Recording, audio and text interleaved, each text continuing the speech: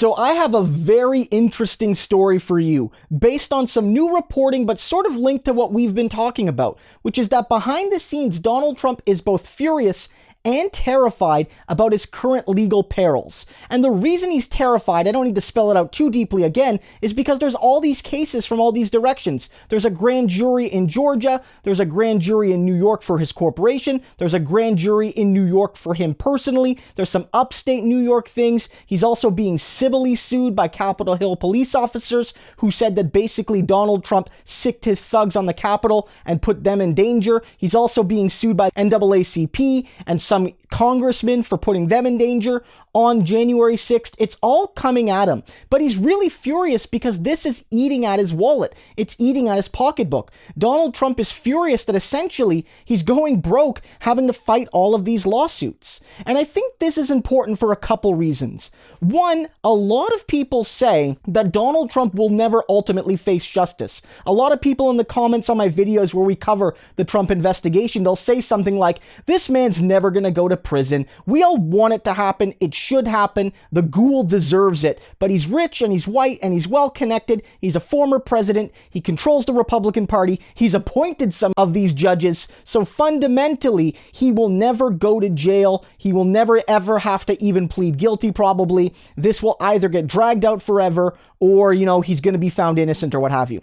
But what I say to that is, one, that's possible, although it could happen otherwise, and he could ultimately go down. But this is showing that he has absolutely no peace of mind, that Donald Trump right now cannot relax. Look at former presidents and how relaxed they are after they finish politics. Even the awful ones who did awful things, like George Bush, he spends all of his time painting now, or Jimmy Carter dedicated his life to humanitarianism.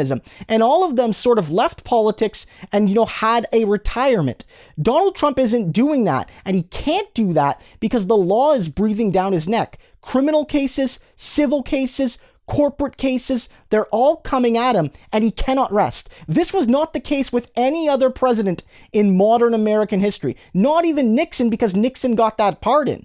Only Donald Trump is facing this, and that means that whether or not you think he ultimately goes to jail, he's going poor right now, and he probably can't sleep at night because of the potentiality of him and his kids and everyone else going to prison. And I think this is also crucial because it shows you his priorities. This is a man with a lot of money, and still he seems more worried or just as worried about his money, about the imaginary dollars in his bank account, than actual freedom. Then he has the potentiality to go to prison. The RICO case we talked about earlier, the potential that Donald Trump will be charged as a mob boss could send him away for 25 years. And 25 years when you're Trump's age and Trump's health is a life sentence. And so let's keep all of this in mind.